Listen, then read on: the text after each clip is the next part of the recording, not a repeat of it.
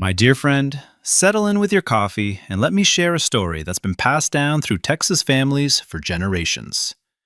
It happened in Cedar Ridge back in 1880, when the frontier was still teaching folks hard lessons about love and loss. This tale isn't about grand romance or fancy people. It's about ordinary souls finding grace in the midst of grief, much like many of us have had to do. Ruth Brennan stepped off that Northern Pacific train believing she wasn't worth much to anybody. But the Lord has His own way of placing us right where we need to be. What unfolded over those next months proves that sometimes the greatest love stories aren't about passion, but about choosing to stay when leaving would be easier. Pour yourself another cup. This one's worth your time. The October heat hung over Cedar Ridge Station like a wool blanket nobody asked for. Ruth Brennan stood on that platform, her father's old carpet bag wearing a groove in her palm from 3 days of gripping. The leather handle had gone smooth as riverstone, and she knew every crack and fold by heart.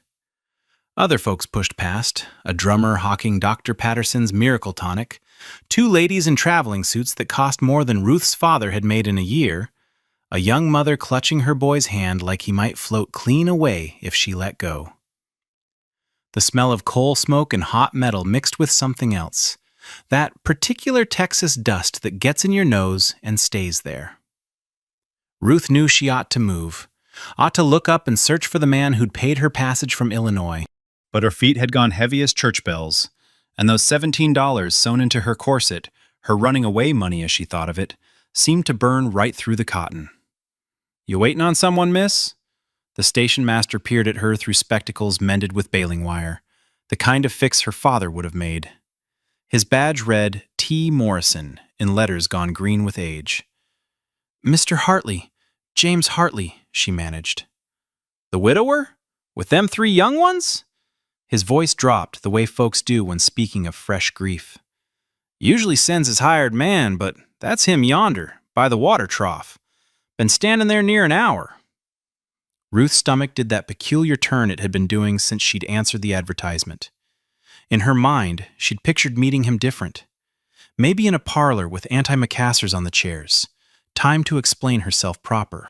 Not here with alkali dust coating her throat and perspiration pooling under her good collar. The man by the water trough stood alone, and that struck her as wrong right off. The newspaper notice had mentioned 3 children, but the buckboard behind him held only shadows in the bed. Small shapes huddled together like barn kittens in a thunderstorm. James Hartley didn't look like a man advertising for a wife. He looked like a fence post that had weathered one too many blue northers, still standing, but apt to crack if the next wind blew wrong. His hat, good beaver felt once upon a time, had gone shapeless as old bread. His Sunday coat hung loose over shoulders that suggested he'd been a bigger man before sorrow aided him. Ruth made herself walk. Each step felt like wading through Molasses Creek. The crowd thinned around them, folks sensing something private about to happen. The way people do when there's either going to be a wedding or a funeral, and nobody's quite certain which. "Mr. Hartley?" He turned slow, like his bones pained him. Eyes the color of drought-dry earth took her in. The travel-stained dress she'd made from flour sacks dyed brown. The mended carpet bag. The face she knew wouldn't win any county fair ribbons. "You're Miss Brennan." Not a question, a statement flat as hammered tin. Ruth felt the pretty speech she'd practiced for 3 days crumble like stale cornbread. She'd meant to be charming, or at least pleasant. Had planned to smile and say something about the journey, about looking forward to meeting the children, about how the good Lord provides in mysterious ways. "You need to know something straight off," she heard herself say instead. The words came out wrong, too loud for polite company, but they kept coming like water through a busted dam after spring rains. I'm not pretty. Never have been. The Lord gave those gifts to my sister Mary. I can work harder than 2 men, and I know my letters and figures well enough to teach them. I can make biscuits from nothing but flour and hope, stretch $1 until it hollers, and doctor sick stock better than most. But I got no illusions about what I am." James Hartley's expression didn't change one whit, but something shifted in how he stood, like a horse deciding whether to trust or bolt. Ruth's hands went still on that carpetbag for the first time since Dallas. She made herself look at him proper, not just glance, but really look the way her mother had taught her to size up a man's character. I answered your advertisement honest as Sunday. Said I was plain. Said I was 28 with no prospects. Said I'd been keeping house for my father till the consumption took him last winter. But standing here, seeing you, and knowing those are your babies in that wagon, I gotta tell you plainer than plain. She pulled in breath that tasted of locomotive smoke and dried manure from the stockyards. I'm not fit for any man, Mr. Hartley. Not in the way of proper wives who know how to pour tea and play parlor songs. But I can love your children. I can give them everything that's in me to give, and that's considerable. If that's enough, I'll get in your wagon. If it ain't, I got fare to get back to Illinois, though it'll leave me with nothing but the clothes on my back. The silence stretched longer than a Presbyterian sermon.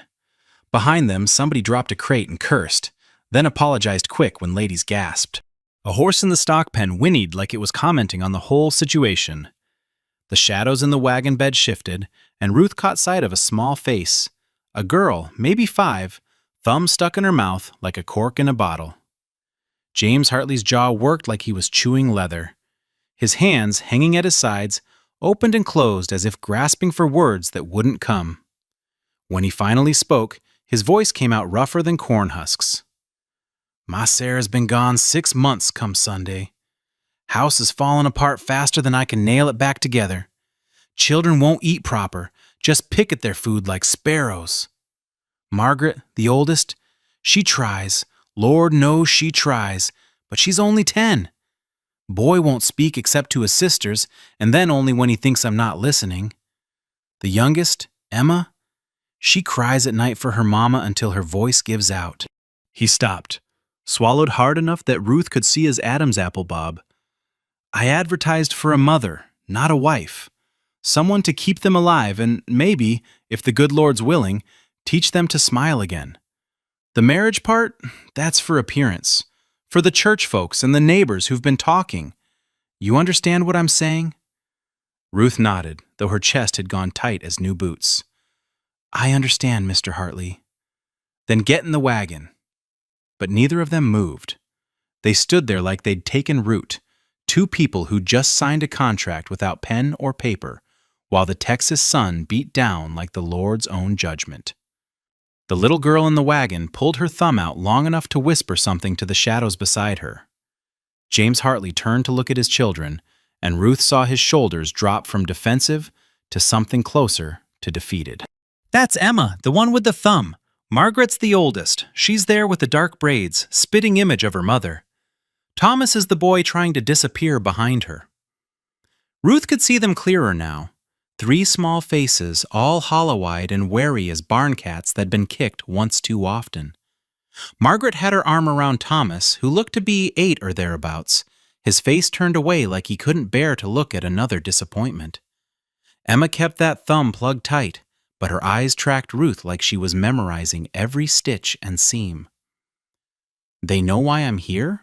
Ruth asked soft. Told them I was meeting someone who might help with the house. Might, not would. Like he was giving himself room to change his mind. Send her back on the next train if she didn't measure up. Ruth hefted her carpetbag and started toward the wagon before her courage could leak out like air from a punctured tire. Ma'am? Margaret's voice stopped her cold.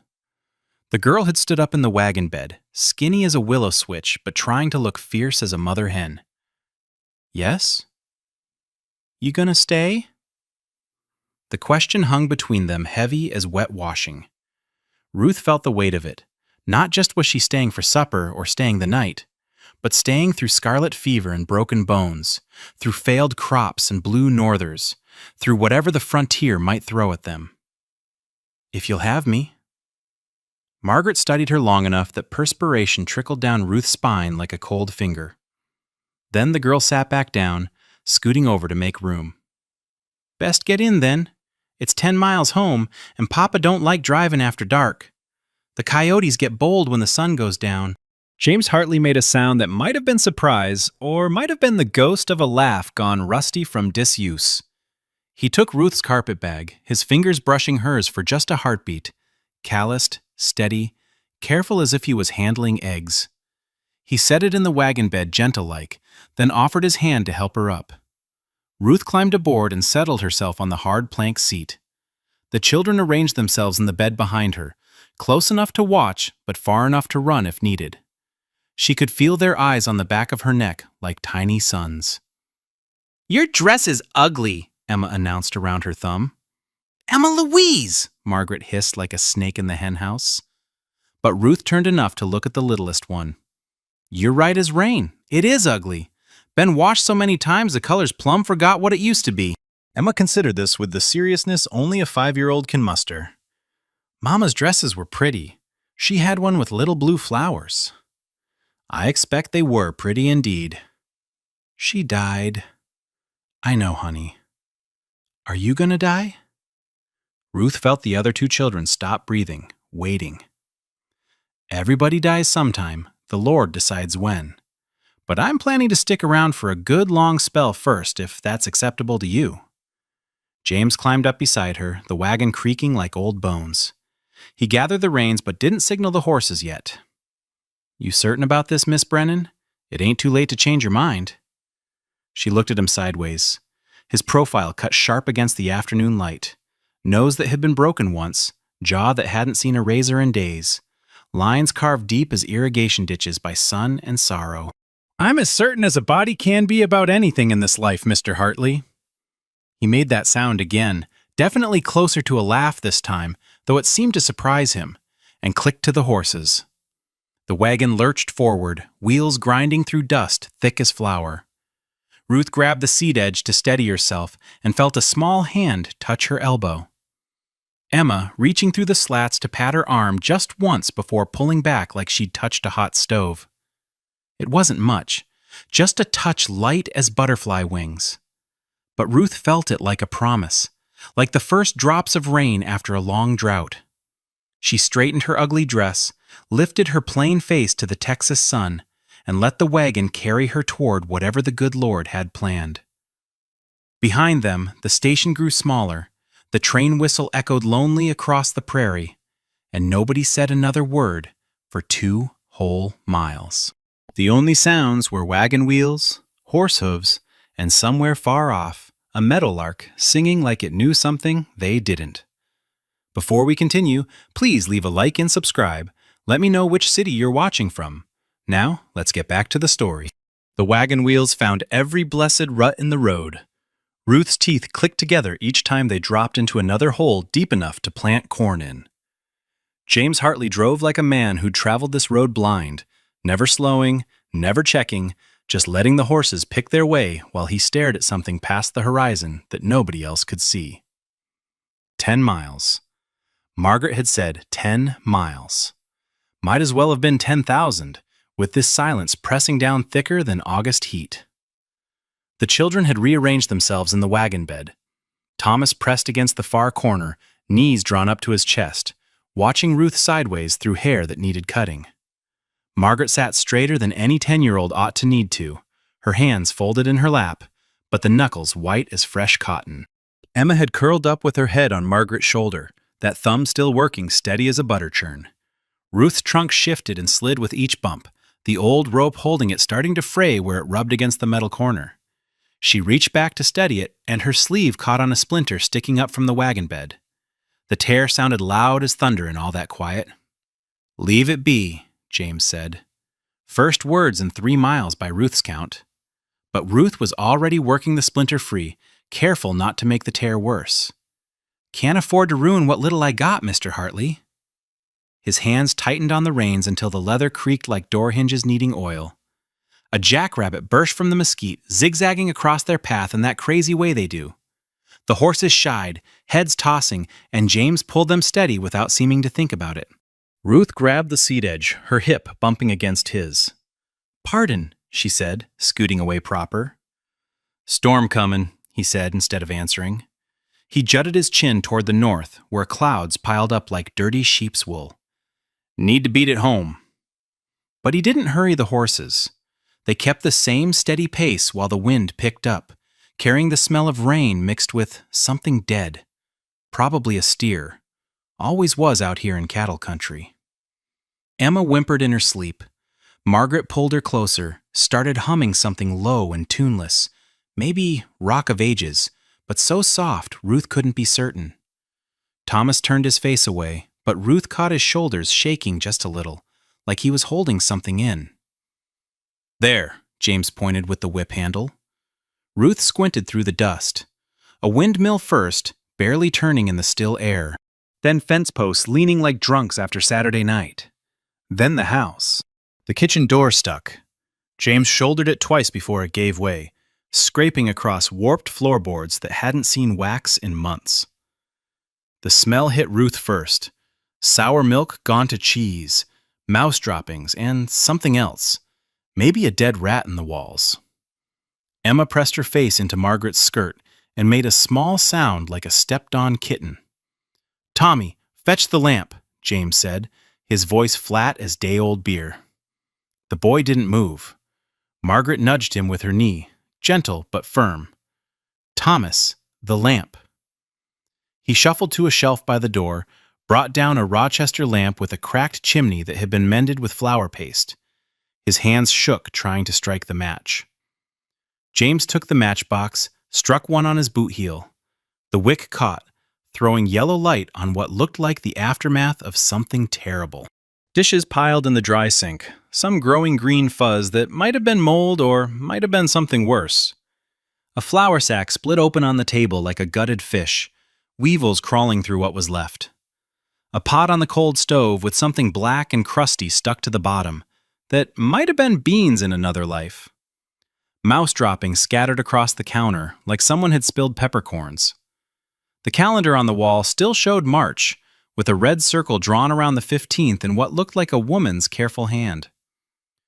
Ruth set her carpetbag by the door, walked to the stove, lifted the pot lid.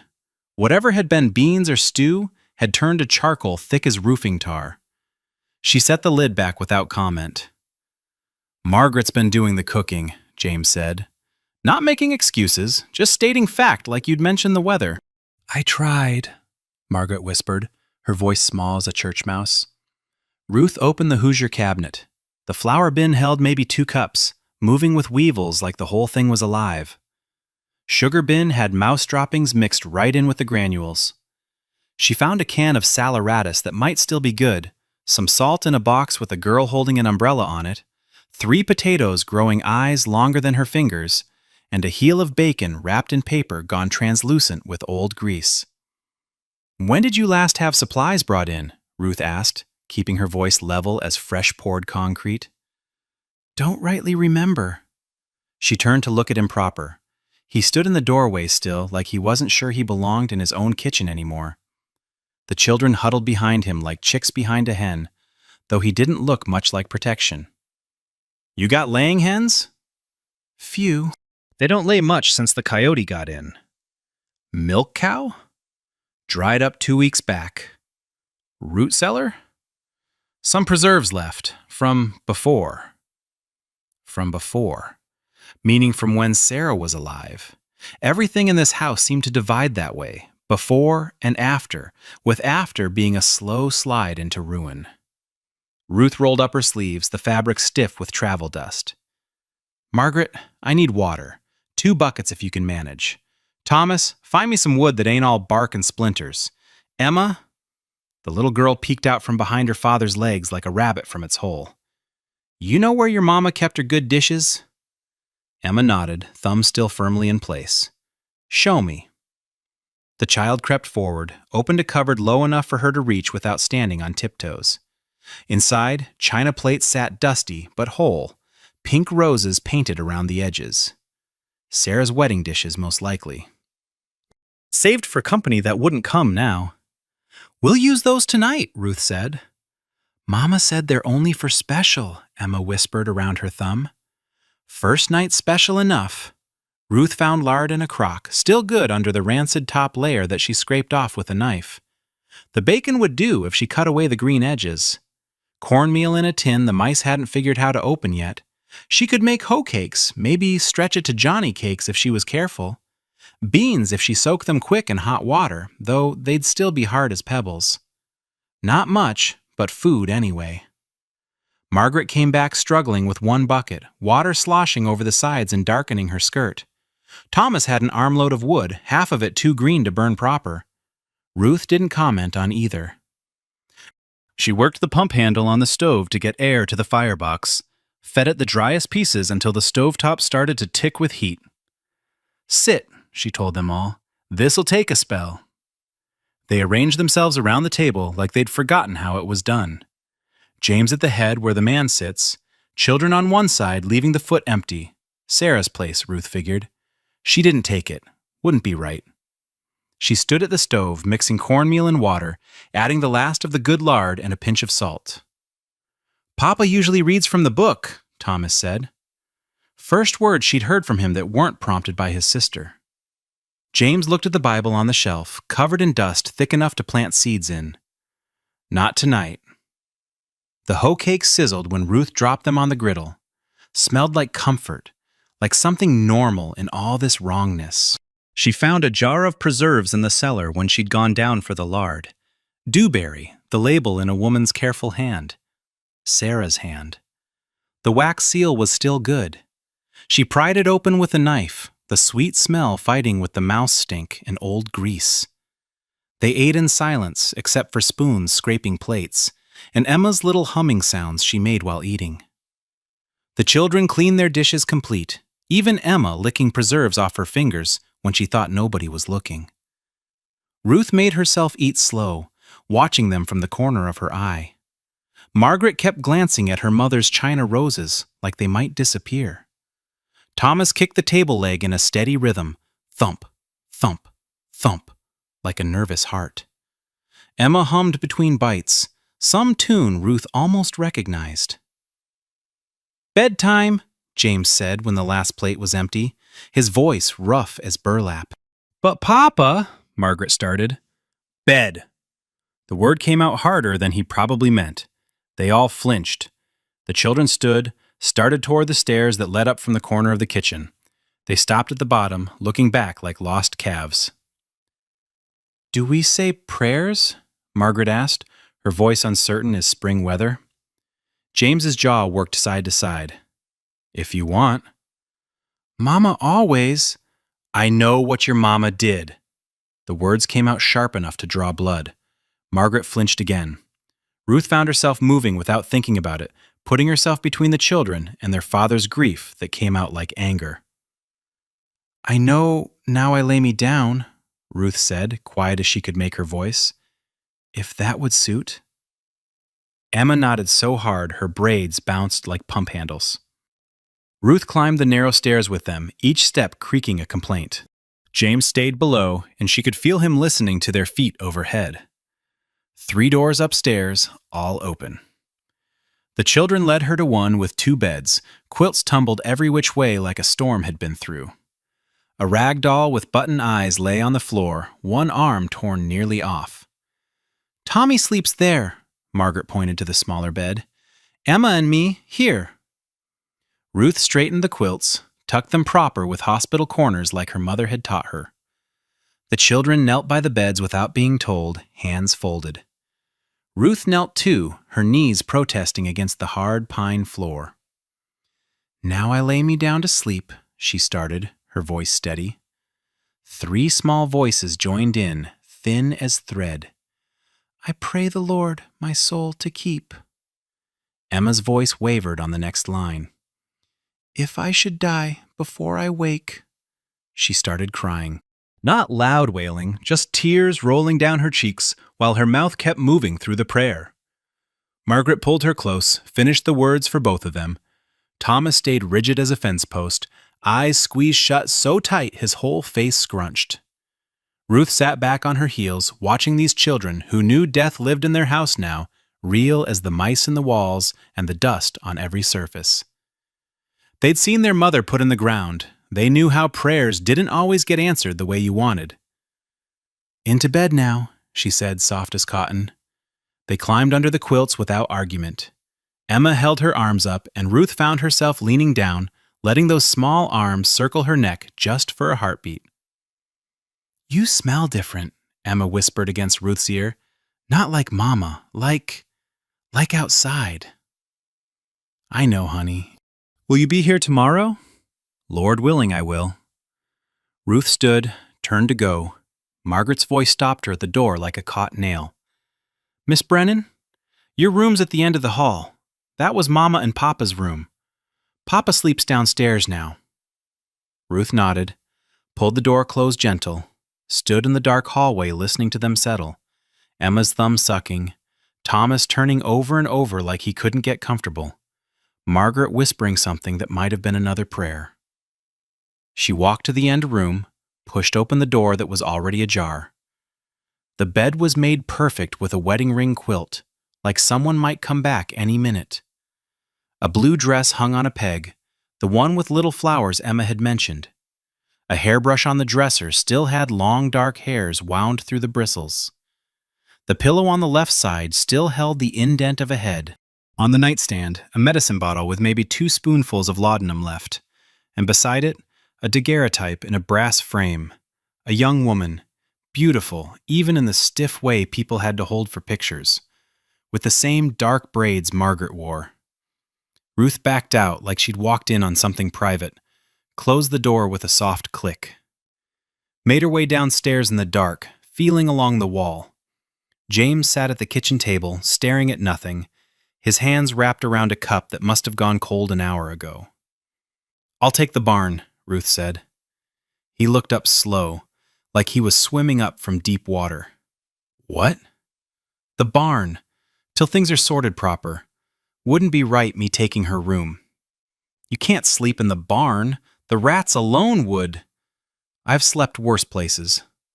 His hands spread flat on the table, fingers splayed like he was trying to hold something down.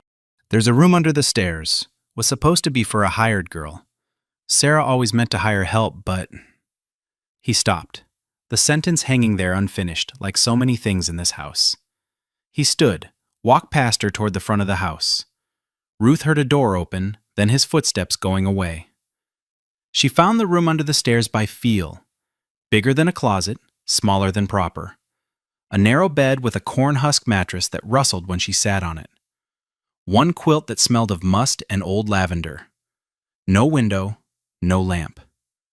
She felt her way in the dark, set her carpet bag on the floor, started to unbutton her dress, then stopped. Something scratched in the walls. Mice for certain. Maybe rats. The house settled around her with little creaks and sighs like an old woman getting comfortable. But under that, another sound. Crying.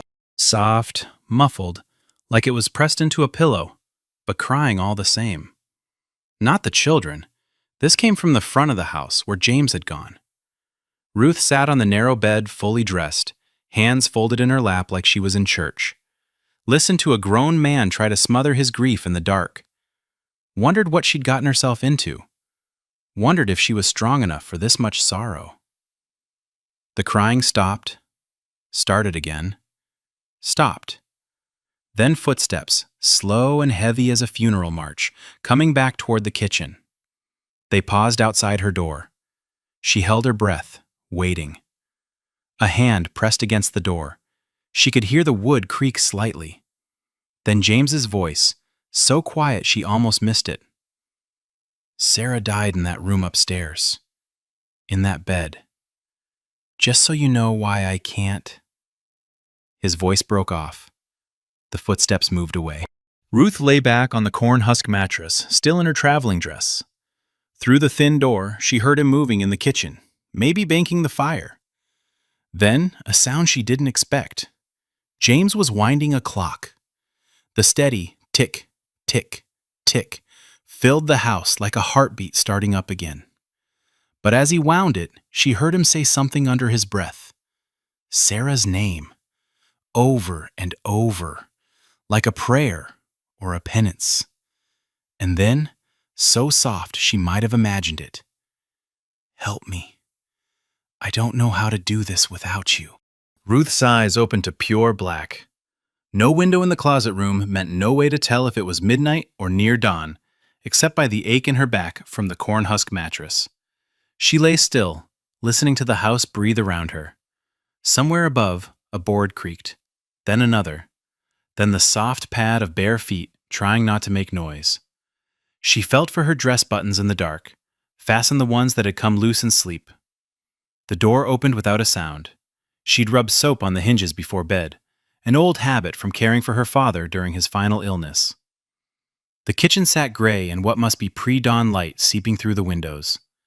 James already hunched over the table, coffee cup between his hands like he was praying to it.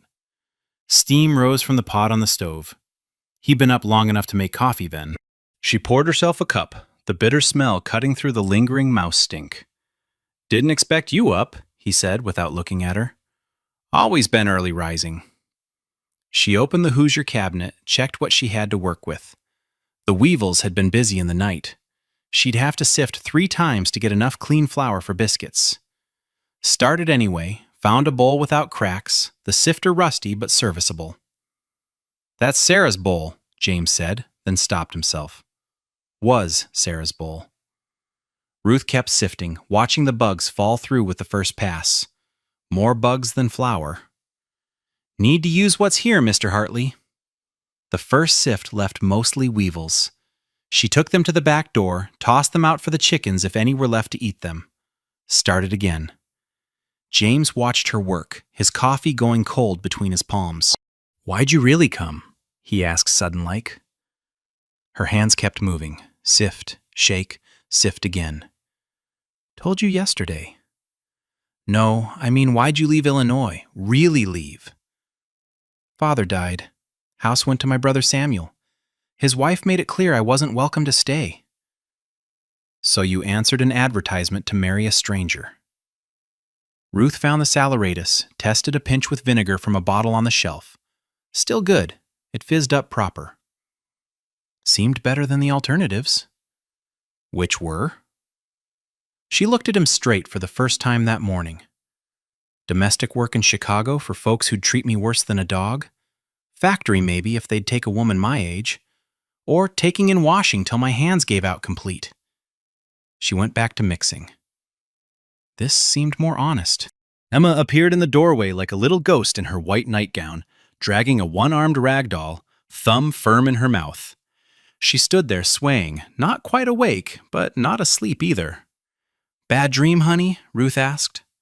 Emma nodded, walked straight to her father, climbed into his lap without asking permission. He held her automatic, his chin resting on her tangled hair. "Mama's not in heaven," Emma announced around her thumb. James went stiff as a corpse. "Emma? She's in the ground. I saw them put her there. Mr. Henderson and Mr. Miller and Papa. They put her in a box and then in the ground." Ruth kept working the dough, not looking at them, feeling the air in the room go tight as a fiddle string. "That was just her body," James said, his voice strangled. "Her soul? What's a soul look like?" James's mouth opened, closed, opened again with nothing coming out. Ruth turned from the stove, wiping her hands on the apron she'd found hanging behind the door. Sarah's apron, but someone had to use it. "You ever see sunlight coming through leaves, Emma? How it moves and dances, but you can't quite catch it?" Emma nodded, thumb still in place. "That's what I figure souls are like, the part that moves and dances. Body's just the jar that holds it for a spell." Emma considered this with the deep seriousness of 5-year-olds. "Mama's jar broke." "It did." "Is your jar gonna break?" "Someday. Everything does. But not planning on it anytime soon." Margaret came down the stairs, already dressed, braids neat as pin money. Thomas behind her, shirt buttoned wrong so one tail hung lower than the other. They stopped when they saw Emma in their father's lap, like it was something strange. "Sit," Ruth said. "Biscuits will be ready directly." She'd found sorghum molasses in the root cellar the night before, only half crystallized. Mixed with the last of the good lard, it would make a decent spread. The children watched her pull the biscuits from the oven. They weren't pretty, the weevily flour made them gray-looking, but they smelled like morning ought to smell. "Haven't had biscuits since..." Thomas stopped himself. Since March, Margaret finished for him. Since Mama took sick. They ate careful, like they'd forgotten the rhythm of regular meals. Emma got molasses on her chin and didn't wipe it off. Thomas licked his plate when he thought nobody was watching. Margaret tore her second biscuit into tiny pieces, making it last like it might be the last biscuit in creation. Need supplies, Ruth said, stacking the empty plates. What's in that cellar won't last another day. James pushed back from the table. I'll go to town later. I should go with you. Learn the merchants, the prices, who's honest and who'll cheat a woman shopping alone. You stay here, with them. Not a request, an order. Ruth nodded, started clearing dishes. Margaret jumped up to help without being asked, carrying plates to the dry sink, careful as eggs. I can wash, Margaret offered. Water needs heating first. That pump out back still work? Sometimes, if you hold your mouth right. They worked together quiet-like, Margaret pumping water while Ruth heated it on the stove. Thomas took Emma outside to the privy. Through the window filmed with grease and dust, Ruth watched him hold Emma's hand, patient when she stopped to squat down and look at a bug. Patient like a mother would be. Papa cries at night, Margaret said sudden, scrubbing a plate like it had personally offended her. Ruth kept washing, didn't look at the girl. He thinks we don't know, but the walls are thin as paper. Everything carries. Grief's a hard thing. Do you cry? For your papa? Ruth handed her another plate to dry. Sometimes. When I remember something particular, like how he'd whistle while shaving, or the way he'd save the coffee grounds to put on his roses. Does it stop, the crying? Gets quieter, like a bell ringing far off, still there, but not so loud it drowns out everything else. Margaret dried that plate with the focus of a surgeon. Mama got sick at Christmas. The baby came too early and wouldn't stop bleeding. She got thinner and thinner, like something was eating her from inside, like a bird in winter with no seeds. Ruth's hand stayed steady in the wash water, though her throat had gone tight. Papa wouldn't let us see her the last week. Said she needed quiet, but I snuck in once. Margaret's voice dropped to barely there. She didn't look like Mama anymore, like something pretending to be her. The back door banged open hard enough to rattle the windows.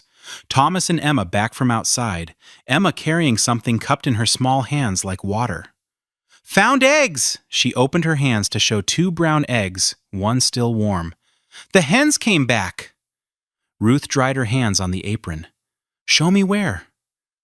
They trooped outside, Emma leading like a tiny general. Behind the barn in what used to be an equipment shed, 5 scraggly hens had made themselves a rough home. Feathers scattered everywhere suggested a fox or coyote had been visiting.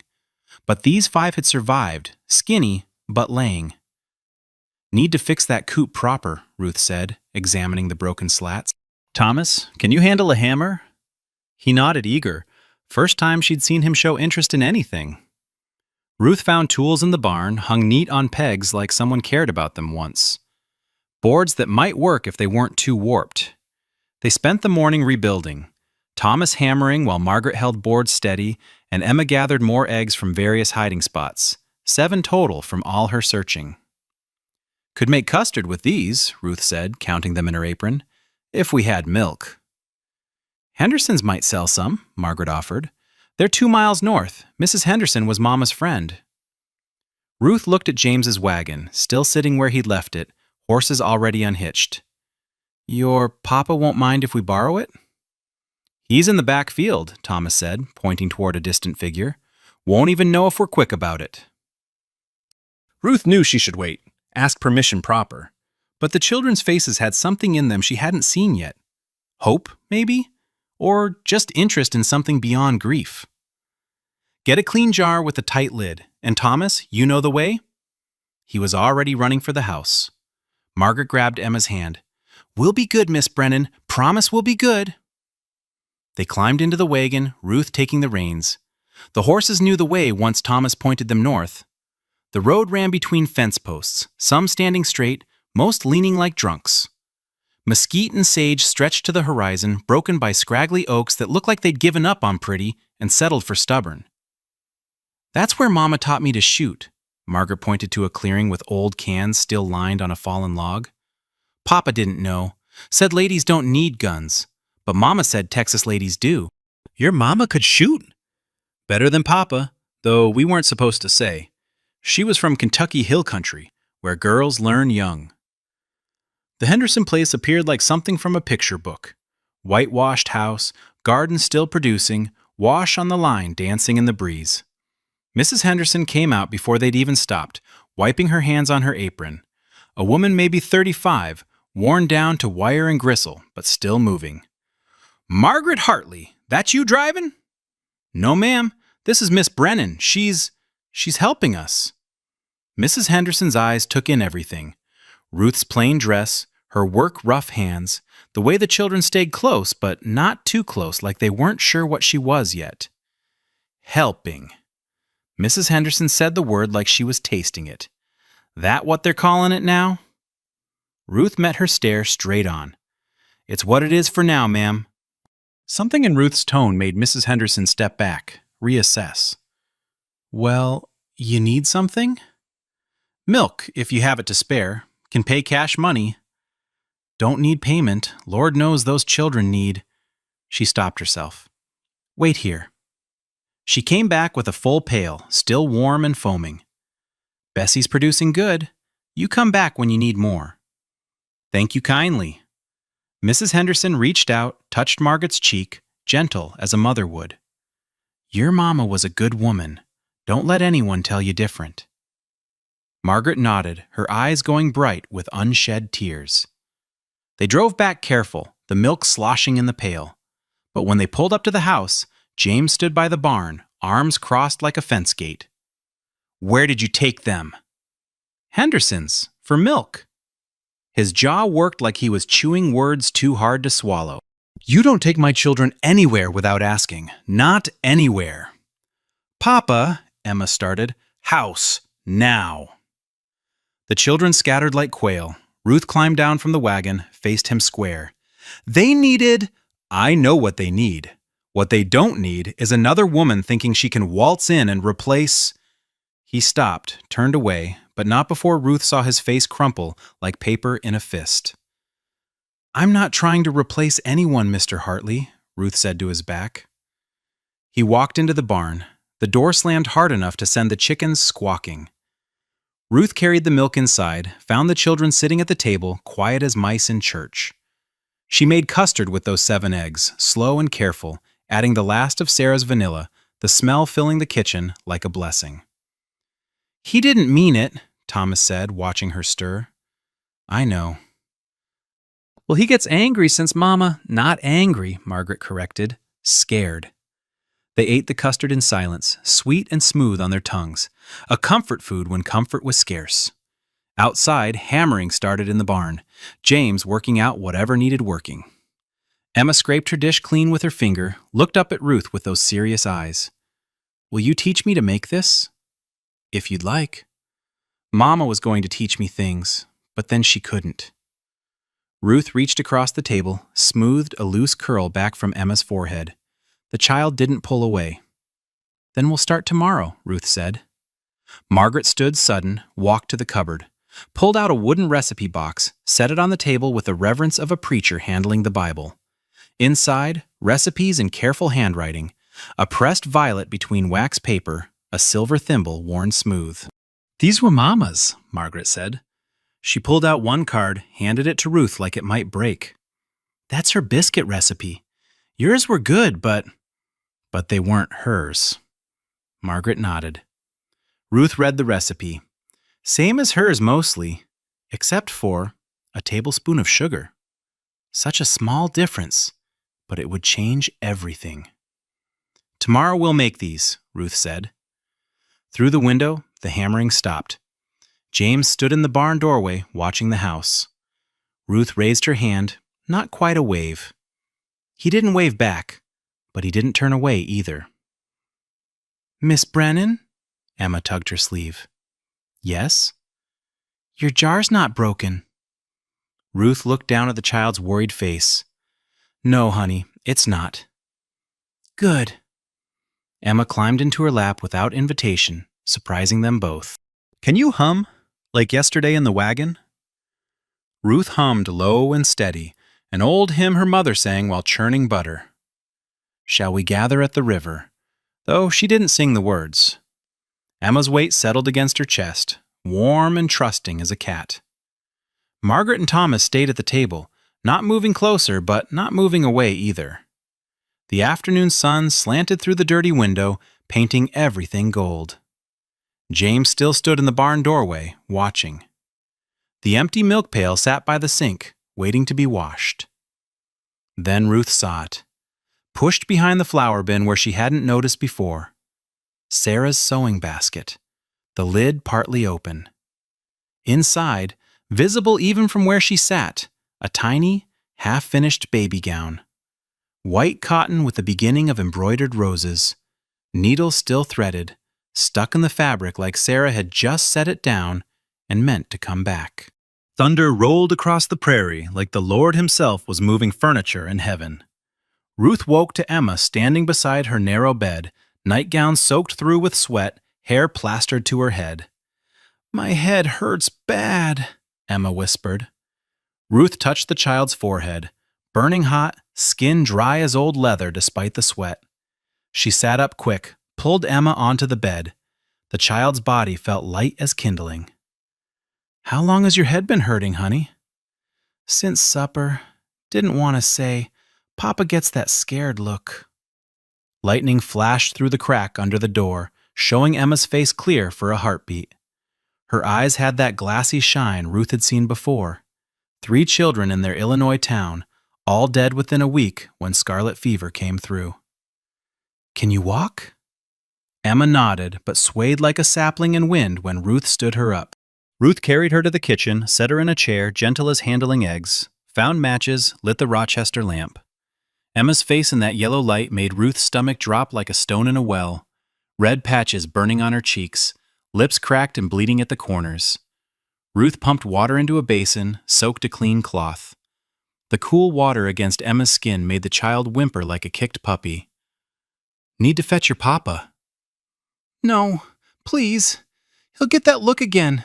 The same look when Mama—" But Ruth was already moving through the house. She found James's door, knocked hard enough to hurt her knuckles. "What?" His voice came thick with sleep. "Emma's sick. Real sick. Fever." The door flew open before she finished talking. James stood there in his union suit, hair sticking up every which way. "How bad?" "Can't say for certain, but it's proper fever, not just a cold." He pushed past her, ran to the kitchen in bare feet. Emma reached for him with both arms, and he gathered her up, her head flopping against his shoulder like her neck wouldn't hold it. "Baby girl, Papa's here. Papa's got you." "My head hurts, Papa. Hurts worse than when I fell off the fence." He looked at Ruth over Emma's head, and she saw it plain. The same terror that must have started with Sarah. The look of a man watching sickness creep into his house again, like smoke under a door. "What do we do?" The question came out cracked down the middle. Ruth already had the stove going, feeding it kindling. "Willow bark tea first, if you have any. Cool cloths for the fever. Try to keep it from climbing too high." "That's all? That's all we can do?" "Unless you want to ride for Dr. Morrison." 30 miles in this storm. Take all night, maybe longer. Roads will be mud soup." Thunder shook the windows hard enough to rattle the glass. Rain started, coming down like nails on the roof. "Then we do what we can here." Margaret appeared in the doorway, Thomas right behind her like a shadow. They took in the scene. Emma limp in James's arms, Ruth heating water, their father's face naked with the kind of fear children shouldn't see. "Is she—" Margaret couldn't finish the sentence. "She's sick," Ruth said, keeping her voice level as a tabletop. "Need you to find clean cloths, sheets if you have them we can tear into strips. Thomas, check your mama's medicine box for willow bark." They ran like their feet were on fire. Ruth made James sit with Emma still in his arms.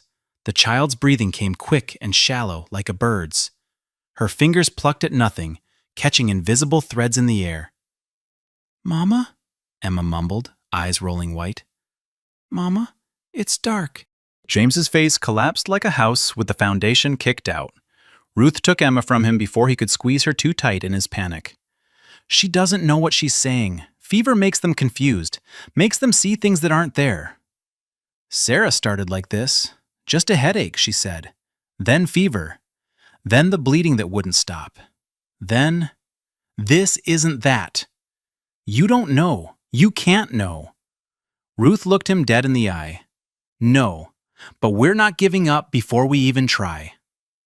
Margaret ran back with an armload of sheets, some still good, some already torn.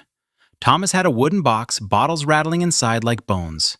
Ruth found the willow bark, crushed it fine between 2 spoons, steeped it in water hot enough to steam. "Hold her head up," Ruth told James.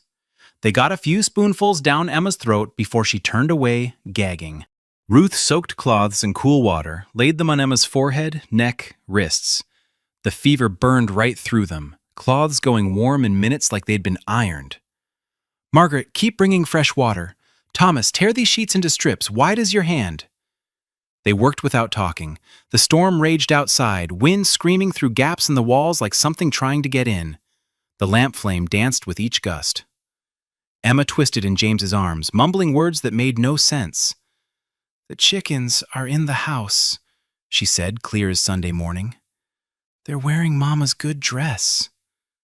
"No chickens, baby," James whispered into her hair. "They are. They're having tea." Ruth changed the cloths again. Emma's skin felt hotter, like touching a stove lid. She mixed more willow bark tea, stronger this time. Got another spoonful down before Emma's stomach rebelled. "She won't keep it down," James said as Emma vomited across his shirt, thin yellow bile. "She has to. No choice," Ruth tried again. This time Emma swallowed, then immediately heaved, whole body convulsing. James held her while she retched, didn't even flinch at the mess. "I'm sorry, Papa. I'm sorry. Didn't mean to be sick." "Nothing to be sorry for, baby girl. Nothing at all." Ruth cleaned them both with a wet cloth, changed Emma into a fresh nightgown Margaret brought. The child seemed smaller somehow, like the fever was burning her down to nothing but bird bones and tissue paper. "Temperature still climbing," Ruth said, feeling Emma's neck. She'd seen it happen, fever getting so high the brain cooked like an egg. Children who survived but were never right after, talking to people who weren't there, forgetting their own names. "Thomas, is there ice anywhere? Spring house, maybe?" "No ice, but the spring water's cold as January." "Get buckets of it, many as you can carry." He ran out into the storm without even grabbing a coat. Ruth heard him slam into the barn, probably getting buckets. Margaret stood frozen, watching Emma's eyes roll back. "Need you here," Ruth told her firm. "Your papa needs to see you're strong." Margaret straightened her spine like someone had put a board down her back. Started tearing more strips without being asked. Thomas came back soaked to the skin, hair plastered flat, lugging 2 buckets of spring water so cold Ruth's hands ached just touching it. She soaked fresh cloths, laid them on Emma. The child gasped, tried to push them off. "Cold, too cold, burning and freezing." "I know, baby," James held her hands. "I know it hurts." They worked through the night. Ruth lost track of time, just the rhythm of cool cloths, spoonfuls of tea, Emma's fevered rambling. Sometimes she called for her mother. Sometimes she sang bits of Jesus Loves Me, but with the wrong words. Once she laughed, bright and clear as Christmas morning, then went limp again. "Why's she laughing?" James asked, fear making his voice high. "Fever dreams. Her mind's somewhere else right now." "Where?" Ruth didn't answer, kept changing cloths.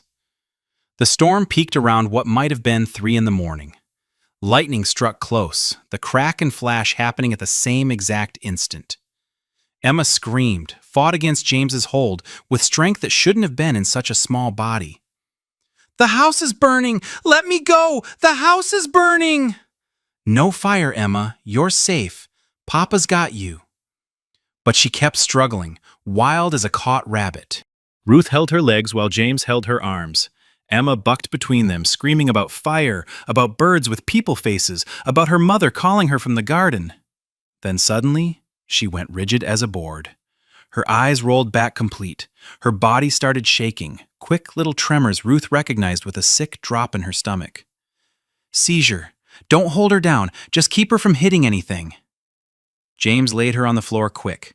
Ruth pushed the chairs back. Emma's body jerked and twitched, foam in her mouth pink with blood where she'd bitten her tongue.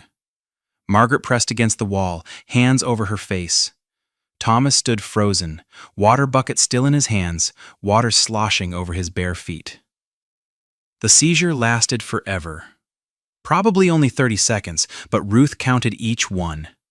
Then Emma went limp as a dead cat, breathing but gone somewhere else. Is she... James couldn't finish. Ruth felt Emma's forehead, still burning, but maybe... Her hand stayed there, testing. Maybe a hair cooler? Seizure might have broke the fever's climb. Sometimes happens that way. Sometimes? Other times it means... Ruth stopped. No point saying what they all feared. They lifted Emma back onto James's lap, her nightgown soaked through with sweat. Ruth changed it again, working around James's desperate grip. Emma's breathing sounded different, deeper, more regular, less like a trapped bird. Look, Margaret pointed with a shaking finger. Sweat beaded on Emma's forehead. Real sweat, not the dry heat from before. Ruth touched it, cool and clammy. Thank God, James whispered. First time Ruth had heard him invoke the Lord since she'd arrived. Thank you, God. Emma's eyes fluttered open. Focused this time, really seeing them instead of through them. Papa? Right here, baby girl, right here. I'm all wet. I know, that's good. Means the fever's breaking. Emma turned her head, saw Ruth, blinked slow. You stayed. Said I would. Emma's hand found Ruth's, grip weak as a newborn kitten's. Mama didn't stay. The kitchen went silent except for rain on the roof, gentler now, and the clock ticking on the mantel. Your mama didn't want to leave, Ruth said carefully. Sometimes the body doesn't give us a choice. Sometimes it just gives out. Emma studied her with those serious eyes, older than 5 years should be. But you'll try? To stay? Ruth squeezed the small hand gentle. I'll try my very best. Emma nodded, satisfied with that promise, closed her eyes, fell into real sleep. Not fevered unconsciousness, but actual rest. They sat there as dawn crept gray and watery through the windows. The storm had passed, leaving everything dripping and fresh. James still held Emma, afraid to move, afraid to break whatever spell was keeping her breathing regular. Margaret had fallen asleep against Thomas's shoulder. Thomas fought to keep his eyes open, standing guard like a tiny soldier. Ruth stood, knees creaking like door hinges, started cleaning up the mess of cloths and buckets, found James watching her with something she couldn't read in his eyes. You knew what to do, he said quiet. Helped my mother with sick folks back home, learned by watching. Sarah didn't know. When she got sick herself, she kept saying she didn't know what to do. I didn't know either. Useless as teats on a boar. Ruth wrung out a cloth, water running through her fingers. Different kinds of knowing. Sarah knew things I don't. Like what? Ruth looked at the sewing basket, that tiny, half-finished gown visible through the gap in the lid. Like how to make a house feel like a home. How to make a man feel loved. How to grow roses in drought. I just know how to keep folks breathing. James shifted Emma in his arms, really looking at Ruth for maybe the first time. Maybe we need both kinds of knowing. Before Ruth could answer, Emma stirred, opened her eyes clear and bright. I'm hungry, she announced, like it was the most important news in the world. Margaret woke at that, scrambling up. She's hungry! That's good, right? That means she's better? Ruth felt Emma's forehead again, cool as spring water. Normal. The crisis passed like the storm. "That's very good. Thomas, can you?" She turned. Thomas had slid down the wall, finally asleep sitting up on the floor, empty bucket still clutched in both hands. His feet were blue-white with cold from all his trips to the spring house in the rain. Ruth grabbed a quilt from the other room, covered him where he sat, then started making porridge with the last of the oats, adding extra sorghum to tempt Emma's appetite. "Miss Brennan?" Ruth turned. James still held Emma, but was looking at Ruth. "Thank you." 2 words, but weighted with everything. With Sarah's death, with his terror, with the night they just survived. Ruth nodded, went back to stirring porridge. But she felt something shift in the kitchen, subtle as wind changing direction. They'd crossed some line in the dark. No going back now. She served the porridge. Emma ate 3 bites before falling asleep again, chin on her chest, spoon still in her hand. Margaret laughed. First time Ruth had heard it. Even James's mouth twitched toward what might become a smile someday. Then Ruth saw it.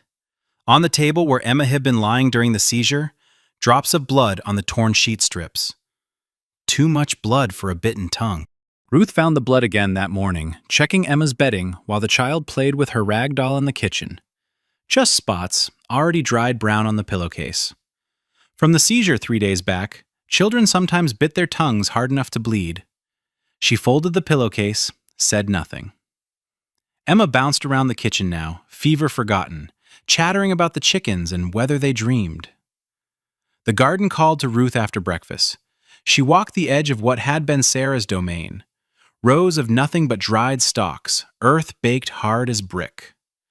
The storm 3 nights ago had helped some, but not enough. Then she saw it, there under the dead bean vines, green shoots pushing through. Volunteers. Plants that had seeded themselves from last year's crop, waiting underground like secrets. She knelt in the dirt, cleared the dead matter with her bare hands.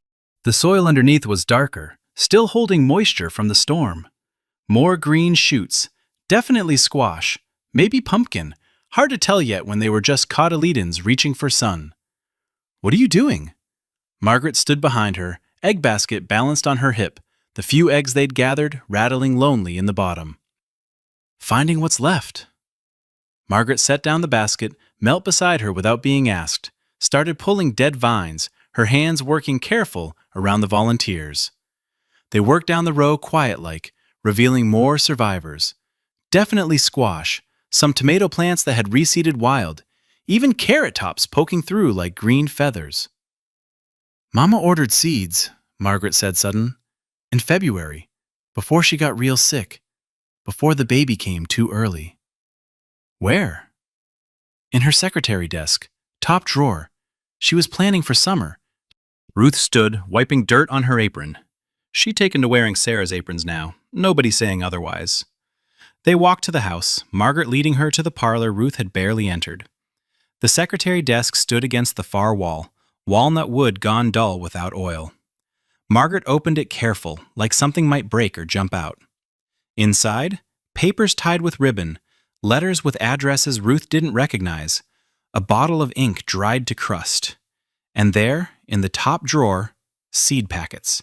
At least a dozen, never opened. D.M. Ferry and Company, Detroit. The date printed clear, February 1880. Tomatoes, beans, 3 kinds of corn, squash, melons, even flowers, marigolds and zinnias. Sarah planning for a season she'd never see.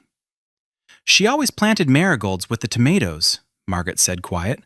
"Said it kept the hornworms away. Her mother taught her that." Ruth fingered the packets. "Good money spent here. $3 at least, maybe $4. Money James probably didn't have to spare even then." "We should plant them," Ruth said. "It's late, past proper planting time. Might not produce before frost." "Might not, but sitting in this drawer, they surely won't." Margaret looked out the window toward the garden. "Papa won't like it. He told Thomas not to touch Mama's garden, said to let it be." "When?" "Right after, when Thomas said we should plant the potatoes for eating." Ruth gathered the seed packets in her apron. Your papa's not thinking about eating. He's thinking about Mama. I know. He goes out there sometimes at night, just stands at the gate. They walked back outside. Thomas had joined them without being asked, Emma trailing behind, dragging her doll by its one arm. They stood at the garden edge, looking at the dead rose like a graveyard. Need to clear it first, Thomas said, practical. Then turn the soil, add manure from the barn. You know how? Watched Mama do it every spring. She'd make us help even when we didn't want to. Ruth found tools in the barn, hoe, rake, spade, all hanging neat on their pegs where Sarah had left them. The handles worn smooth from her hands, darker where her grip had been. They started clearing, working without talking much. Emma gathered the dead vines into piles, singing something tuneless. Margaret and Thomas pulled weeds that had grown up wild. Ruth turned the soil, breaking up the crust, revealing darker earth underneath. The sun climbed higher. Sweat soaked through Ruth's dress, making it stick to her back. Her hands, already rough, split open where old blisters had been. She kept working. What are you doing? James stood at the garden gate, his face unreadable as a closed book. The children froze like rabbits. Ruth straightened, leaning on the hoe, feeling her back complain. Planting? I didn't tell you to plant. No, you didn't. They looked at each other across the turned earth. Ruth could feel the children holding their breath, waiting to see which way this would go. That was Sarah's garden, James said, his voice flat. It's dirt with things trying to grow in it.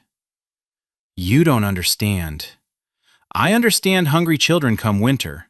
I understand good seeds going to waste. I understand your wife spent money on these seeds expecting them to get used. She held up the fairy packets. James's face changed when he saw them, something flickering across it like heat lightning. His wife's handwriting on the label, Spring Garden, 1880, in her careful script. She's gone, Ruth said, softer now. But your children aren't. They need food. They need to see things can grow after dying back. They need... She stopped, looked at the three small faces watching. They need something to tend to besides grief. James turned and walked away, not to the house, to the barn. They heard hammering start up, violent and rhythmic. Is he angry? Emma whispered, clutching her doll tighter. I don't know, Ruth said, honest. But an hour later, when the sun was straight overhead, Thomas called out, Look! James, coming from the barn, carrying lumber across his shoulder. He set it down by the garden, went back for more. Board by board, he built frames for raised beds. Didn't speak, just measured twice, cut once, hammered nails true. The children watched, uncertain what this meant. Gophers, he said finally, after the third frame was done. Raised beds keep the gophers out better. Your mother always wanted raised beds. He built 4 frames before dinner, his shirt soaked through, sawdust in his hair. After they ate, cold biscuits and the last jar of Sarah's peach preserves, he went back out. Ruth followed, found him standing over Sarah's rose bush by the front porch. Dead canes, no leaves, thorns gone gray. She loved that rose, he said without looking at Ruth. Brought it as a cutting from her mother's garden in Kentucky. Wrapped the roots in wet burlap, kept it damp all the way here in '78. Ruth knelt, examined the base. Scratched the bark with her thumbnail. Look here, green underneath. It's not dead. Looks dead. Lots of things do. Doesn't mean they are. They're just waiting. She got the pruning shears from the barn, cut the dead canes back to nothing. Just stumps left, ugly and bare, like cemetery markers. Now it really looks dead, James said.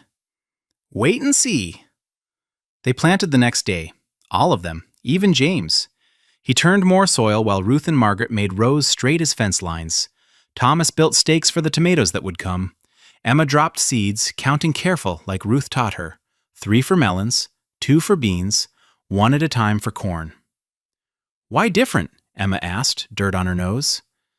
Different seeds need different chances. Some are sure growers, some need extra help to make it. Emma nodded, serious as church. Ruth watched her little fingers place each seed like they were precious. Which they were. Last of Sarah's hope, planted by other hands. By evening, they'd planted half the garden. The empty half waited, but Ruth was out of seeds. She mentioned it at supper. "Henderson might have extra," Margaret said. "Or the mercantile," Thomas added. "Mr. Hutchinson usually has seeds, though they're probably old." "No money for seeds," James said flat. "Used the last for supplies yesterday." Ruth had $17 sewn in her corset still. Her running money, she'd always thought of it. But running where? She looked at the children's faces, excited about the garden for the first time since she'd arrived. "I have a little saved," she said. James's head came up sharp. "No." "It's just sitting there. I don't take charity, not from anyone, especially not from—" He stopped. "From hired help?" The words landed between them like stones in water. The children went still. Ruth felt the distance clear as day. She was hired help who happened to share their table. Nothing more. Despite nights holding sick children, despite working until her hands bled. "That's not what I meant." "It's what I am, though. $1.25 a week plus found. So let me buy seeds as part of the found. Food for the table." James pushed back from the table, walked out. The door didn't slam, just closed quiet. Somehow worse than slamming. "He didn't mean it mean," Emma said, her voice small. "I know." But Ruth felt the distance all the same. She was the help who happened to be there. Not family. Not really anything except hands to work. She put the children to bed, came back to find James sitting on the porch in Sarah's rocking chair. First time she'd seen him use it. "I have to pay you back," he said to the darkness, "for the seeds. If that's what you need." "It's what's right, what's proper." She sat on the step looking out at the garden in moonlight. The turned earth looked black as coffee. "Sarah wasn't supposed to die," he said suddenly. "She was the strong one. Knew just what to do with sick animals, birthing troubles, anything that needed tending. But when her own sickness came," he stopped. "I failed her. Sickness doesn't care about supposed to. She was carrying another baby. Did you know that?" Ruth thought of the tiny gown in the sewing basket. "I guessed. Lost it in February. The bleeding started and wouldn't stop. That's what weakened her. Then the fever came, and she couldn't fight it." Ruth said nothing. Nothing to say to that kind of hurt. "I shouldn't have gotten her with child again. Emma's birth was hard. Dr. Morrison said to wait, maybe not try again, but—" "You loved her." "Loved her to death." The words hung there bitter as spoiled milk. "That's why," he said. "Why why this has to stay business. I can't do that again. Watch someone—" "I understand." "Do you?" Ruth stood, brushed dirt off her skirt. "I understand enough. Good night, Mr. Hartley." She went to her closet room, shut the door, sat on the narrow bed in the dark. Through the thin wall she heard him come in later, moving careful not to wake the children. Heard his door close, then that sound again, muffled crying, trying to be quiet. She pulled Sarah's apron off, folded it neat. Tomorrow she'd wear her own dress, her own apron if she could find where she'd packed it. Keep the lines clear. Hired help, nothing more. But then she heard it. Emma coughing upstairs. Not sick coughing, just the leftover rattle from her fever. Still, Ruth found herself standing, listening. The cough came again. She opened her door quiet, started for the stairs. Met James at the bottom, both of them frozen in the dark. "I heard," they both said at once, stopped. "I'll check," Ruth said. "We'll check." They climbed the stairs together, found Emma sitting up in bed, Margaret rubbing her back in circles. "Can't stop coughing," Emma wheezed. Ruth felt her forehead. Cool. Listened to her breathing. Clear enough. "Just irritation left over. Need some honey and warm water." They all trooped down to the kitchen. Ruth mixed honey and warm water while James held Emma. Margaret and Thomas sat at the table, everyone pretending this was normal, gathering in the kitchen at midnight.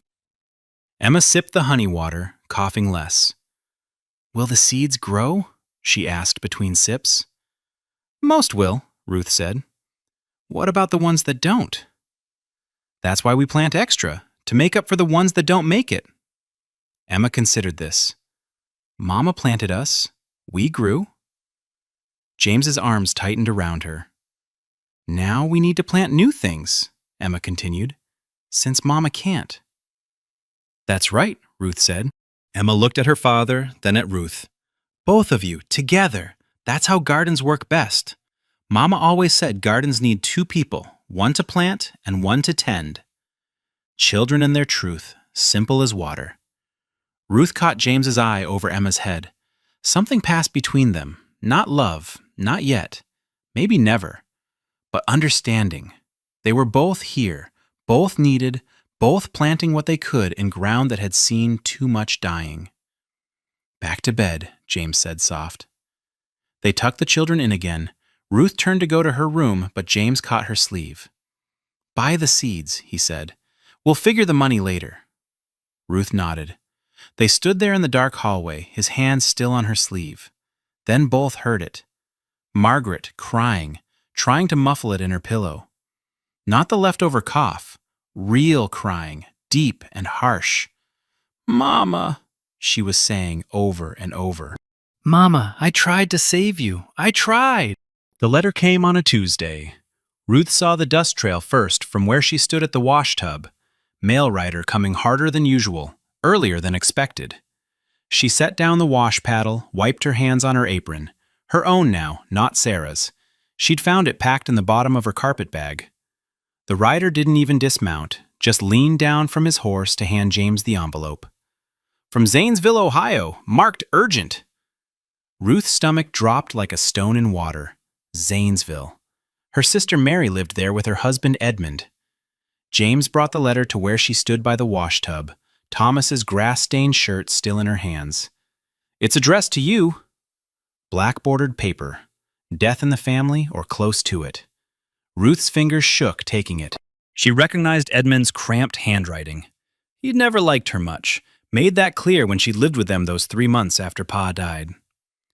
Want me to? James started. I can read it. She broke the wax seal. The words swam, then steadied.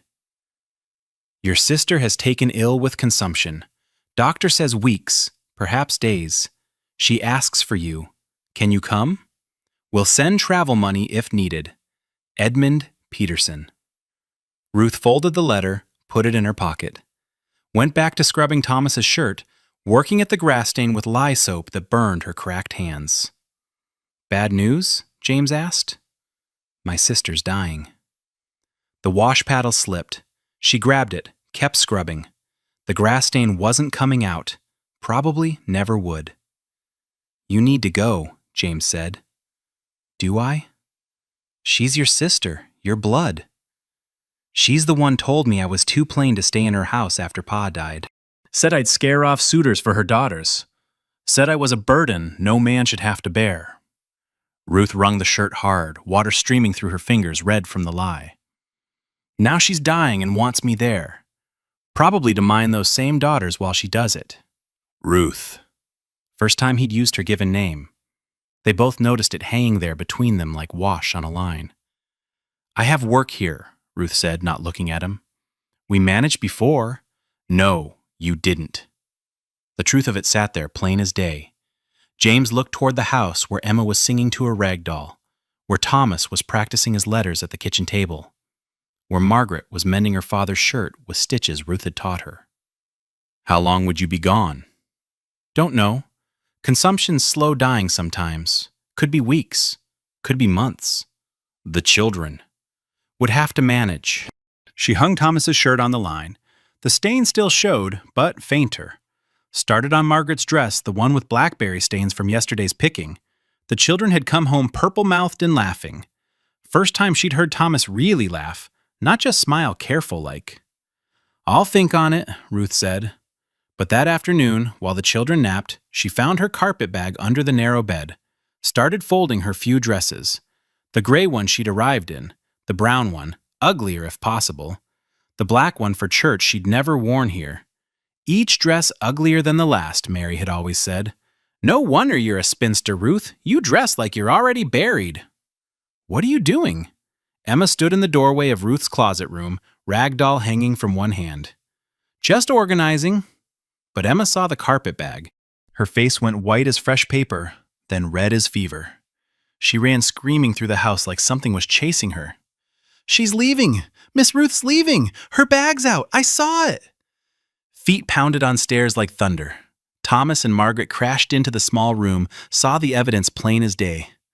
Margaret's face closed up tight as a fist, but Thomas, who'd barely spoken for months, grabbed Ruth's arm hard enough to hurt.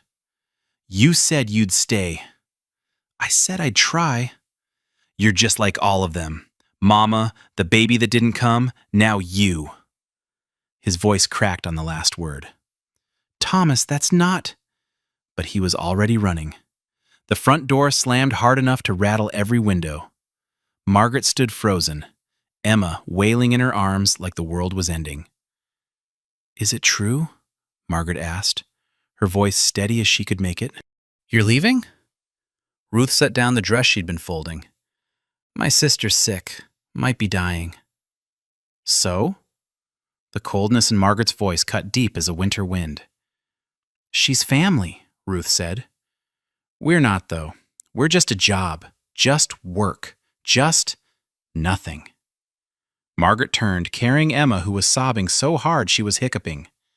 Ruth stood alone in the closet room, holding her ugly black dress, feeling like she'd just kicked a dog that trusted her. James found her there 20 minutes later, still holding that same dress. Thomas is in the barn, won't come out, won't answer me. I'll talk to him. No, this is... He stopped, started over, his voice different. You need to go. To your sister. The children aren't yours. You made that clear. $1.25 a week plus found. Just business, you said. Ruth felt each word like a slap across the face. You're the one who said it had to stay business. I know what I said. Doesn't make it easier. He walked out. Ruth heard him calling Thomas, voice patient but tired. Heard Emma still crying upstairs. Heard Margaret in the kitchen, banging pots louder than necessary, probably making supper since Ruth wasn't doing it. She finished packing, set the bag by the door, found paper and pencil, started writing instructions. How much willow bark for fever?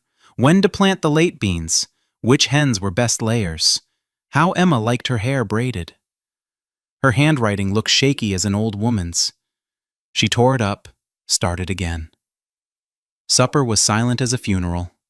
Thomas wouldn't come in from the barn. James took him a plate. Emma wouldn't eat, just pushed beans around her plate, making patterns. Margaret served and cleared without looking at Ruth once. I haven't decided for certain, Ruth said finally. Yes, you have, Margaret said flat. Your bag's packed. You're just waiting for morning to leave. Just like Mama waited till morning to die. Like she didn't want to bother anyone by dying at night. Ruth had no answer for that. She barely slept, lying on the narrow bed fully dressed. Every sound made her think one of the children needed her. But they didn't call. Didn't come. Even Emma stayed away, though Ruth could hear her crying on and off all night. Morning came gray and humid, the kind of day that promises storms later. Ruth made breakfast, biscuits with Sarah's recipe, the tablespoon of sugar making them just right. Nobody ate much. James hitched the wagon without being asked. Stage comes through at 10, he said, not looking at her. Ruth nodded, went to get her bag, but it wasn't by the door where she'd left it. She searched the closet room, under the bed, behind the door. Gone. Looking for something? Thomas stood in the kitchen doorway, trying to look fierce, but his eyes red from crying. Where is it, Thomas? Don't know what you mean. Thomas. He broke, young face crumpling like paper. Threw it in the pond. Thought if you didn't have a bag you couldn't leave. Stupid, I know, but I thought... Oh, Thomas. She reached for him, but he backed away. We were doing good. The garden's growing, Emma's better, Papa don't cry every night no more? We were almost normal. Why you gotta ruin it? I'm not trying to ruin anything. Then stay. 3 pairs of eyes on her now. Even James, standing by the stove with his coffee, watched her, waiting. The letter in her pocket felt heavy as lead. Mary dying, maybe already dead. Edmund's cramped handwriting asking her to come. Blood family calling.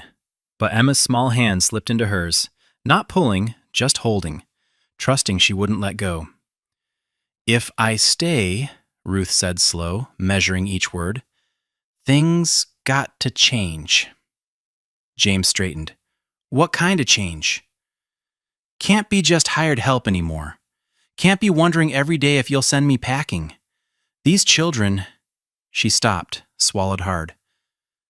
They're getting attached. I'm getting attached. That's dangerous if I'm just temporary. What are you saying? Ruth pulled her hand free from Emma's, needing to think clear. I'm saying either I belong here or I don't. Can't be halfway. Can't be $1.25 a week pretending we're not becoming something. Something, James repeated. Family, Emma said, clear as a bell. We're becoming family. The word sat there in the kitchen like a live coal, too hot to touch. Families don't always work, James said carefully. My family with Sarah ended. I know. Everything ends. But that don't mean we don't try. Margaret moved closer to her father. Mama would want us to try. James's face did something complicated. You don't know what she'd want. Yes, I do. Found her journal. Everyone turned to stare at Margaret. She lifted her chin, defiant. Where? James asked, voice dangerous quiet. Her sewing basket, hidden under the fabric scraps. Margaret pulled out a small leather book from her apron pocket. She wrote about the baby, about being scared, about... Her voice wobbled. About wanting us to be happy after, if something happened. James reached for the journal. Margaret gave it over reluctantly. He opened it, and Ruth saw his hands start shaking. Out, he said rough. Everyone out. The children scattered like quail. Ruth started to follow, but James caught her wrist. Not you. You read this. He thrust the journal at her. Read what she wrote, then decide. He left, door closing hard behind him. Ruth stood alone in the kitchen, holding Sarah's journal. The leather was worn soft, like it had been handled often. She opened it. Sarah's handwriting, neat and slanted right. Dates starting from Christmas. December 25th, 1879. James gave me paper and this journal for Christmas. Says I should write my thoughts. What thoughts? That I'm afraid? That I lost too much blood when Emma came and Dr. Morrison said another baby could kill me? That I'm already carrying that baby and haven't told him yet? Ruth sat down hard, kept reading. January 10th, 1880. Quickening today. The baby moves like butterfly wings. I haven't told James. He'll worry himself sick. He still has nightmares about Emma's birth. Wakes up calling my name, though he thinks I don't know. January 28th, 1880. Ordered seeds from Fairy Company. Planning for spring I might not see. If something happens, I hope someone plants them. The children need to see things grow. Need to know life keeps going. Ruth's throat got tight. She turned pages. February 14th, 1880. Bleeding started this morning. Just spotting, but I know what it means. The baby's in trouble. I'm in trouble. Should tell James, but can't bear to see his face when he realizes what's happening. February 15th, 1880. Blood won't stop. Sending Thomas for Dr. Morrison. James holding me like he can keep me here by grip alone. Sweet man. Good man. Deserves better than watching me fade like his mother did. February 20th, 1880. Lost the baby yesterday. A boy. Perfect and still. We buried him by the oak. No name. Couldn't bear to name him. Bleeding slowing, but I'm so tired. Children keep asking when I'll be better. Don't know what to tell them. March 1st, 1880. Fever now. Comes and goes like waves. James tries to hide his fear, but I see it. Started writing letters for the children to read when they're older. Trying to tell them everything I won't be here to say. Trying to explain that dying isn't leaving. It's just going ahead. March 10th, 1880. Good day today. Sat up, ate soup, talked to James about what comes after. He won't hear it. Says I'm getting better. We both know I'm not. Made him promise to find someone for the children, someone practical, someone who will love them for who they are, not trying to replace me. Someone plain, maybe, who won't expect too much, who will understand that broken doesn't mean worthless. Ruth's hands shook now. The last entry was March 13th, 2 days before Sarah died. March 13th, 1880. Dreamed about the woman who will raise my babies. Couldn't see her face, but her hands were gentle, strong, working hands. Told James about her. He said I was fevered. Maybe. But I think she's coming. I think she'll find them. Pray she'll be brave enough to stay when it gets hard. Pray James will be brave enough to let her. Pray my children will remember me, but not let my memory keep them from loving again. The journal ended there. Ruth closed it, set it on the table. Through the window, she could see James by the barn, Thomas beside him finally. Margaret had Emma in the garden, showing her how to tell weeds from vegetables. Normal morning things, except nothing was normal. Ruth picked up the journal again, read the last entry once more. Pray she'll be brave enough to stay. She walked outside. James saw her coming, straightened. The children stopped what they were doing, watching. I read it, Ruth said. And? She looked at the four of them, broken people trying to heal. Her kind of people, maybe. My carpetbags in the pond? Thomas nodded, ashamed now. Then I guess I'm staying. Emma shrieked, ran full tilt into Ruth's legs. Thomas let out a breath he'd probably been holding all night. Margaret smiled, first real smile Ruth had seen from her. James, though, James just looked at her steady. What about your sister? Ruth pulled the letter from her pocket, tore it in half, then quarters. Let the pieces fall like snow. Mary made her choice when she turned me out. These children didn't choose to lose their mother. Sometimes you gotta pick which hurt to tend to. She turned to go back to the house, start the day proper. But James's voice stopped her. Ruth, she faced him. This changes things. You know that. I know. I can't. I'm not ready for what Sarah and I had. I'm not asking for that. They stood there, understanding flowing between them without words. Not love yet. Maybe never love like he'd had with Sarah. But something. Partnership. Purpose. Choice. $1.25 a week is still all I can pay, he said. Don't want your money anymore. His eyebrows rose. Then what? Ruth looked at the children, already heading back to the garden, at the house that needed tending, at the man who needed time to learn to trust again. Want what Sarah wanted. To see things grow. To be here for it. She walked away before he could answer, but heard him follow. Heard Thomas asking about fixing the chicken coop roof. Heard Emma singing. Heard Margaret saying something about preserving day coming soon. The torn letter blew across the yard. Ruth didn't watch where the pieces went. Mary would die without her. Edmund would be angry. Her nieces would manage. But these children who weren't hers by blood, they needed her here. And maybe that was enough. Maybe needing was its own kind of belonging. She started washing the breakfast dishes, hands deep in hot water. Through the window, she saw James watching her. When their eyes met, he touched his hat brim.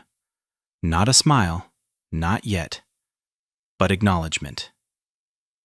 Then Ruth saw it. On the fence post by the garden. A red bird. Cardinal, male, bright as blood. Sarah had written about cardinals in the journal. Said they meant visits from heaven. Said when you saw one, someone dead was checking on you, making sure you were all right. The cardinal tilted its head, looking straight at the kitchen window. At Ruth. Then it flew to the oak tree, the one where the baby was buried. And there, at the base of the oak, Ruth saw something she'd missed before. A small stone, and beside it, an even smaller one. 2 graves, not one. Dawn came cold for October, cold enough that Ruth's breath fogged as she walked to the garden to check for frost damage. The squash leaves drooped, but hadn't gone black. Still alive, barely. She pulled her shawl tighter, the one Margaret had given her yesterday. Said it was Sarah's, but Sarah would want her to have it. She heard boots on gravel before she saw him. James stood at the garden gate, 2 cups of coffee steaming in his hands. "Thought you'd be out here," he said. She took the cup, grateful, her fingers aching from the cold. They stood quiet, looking at the garden they'd built together these past weeks. Tomatoes heavy on the vine, beans ready for another picking, corn stalks rustling dry. Everything they'd planted from Sarah's seeds had grown. "Need to harvest today," Ruth said. "Frost coming tonight for certain. I can smell it." "I know." But he didn't move toward the house to get baskets, just stood there, coffee cooling in his hands, watching her like she was a problem he couldn't figure. "Something you need to say?" Ruth asked. "Been thinking. About what you said yesterday.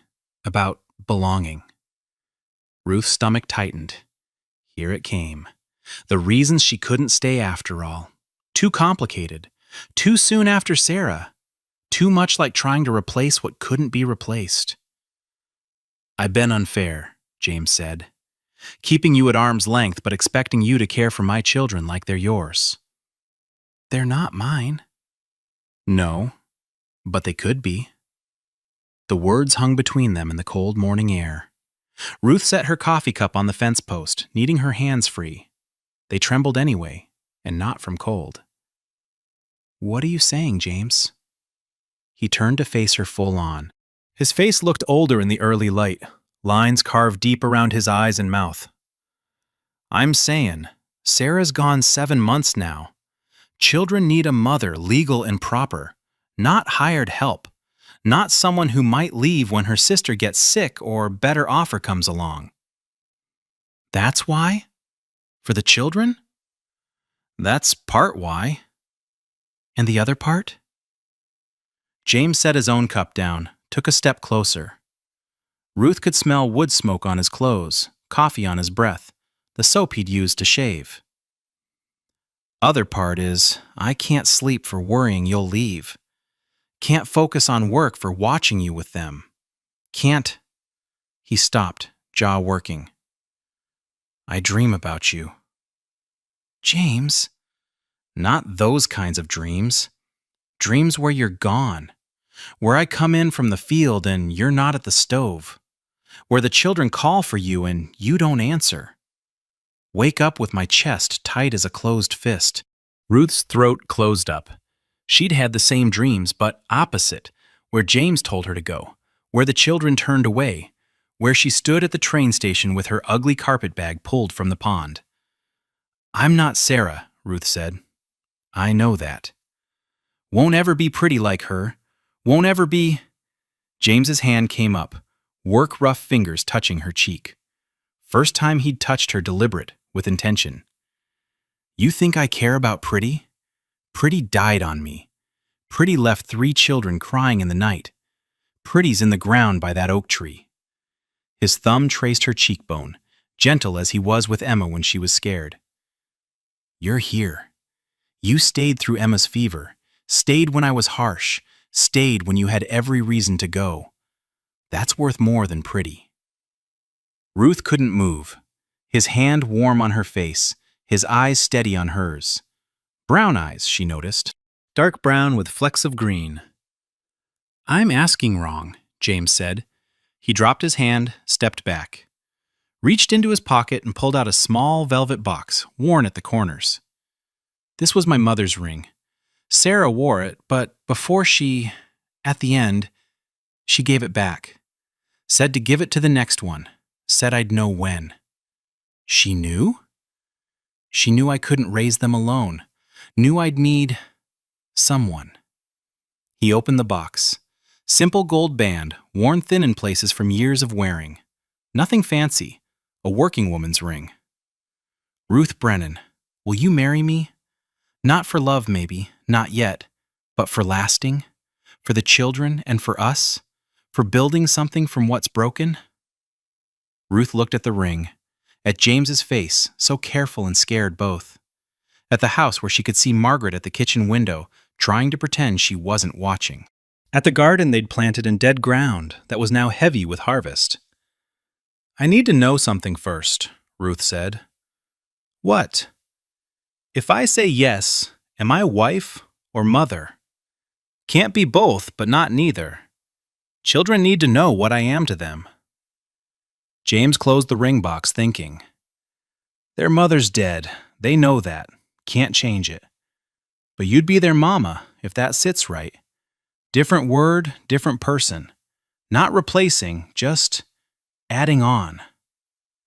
And to you? Wife, legal and proper. Share my name, my bed if you're willing, my life certain.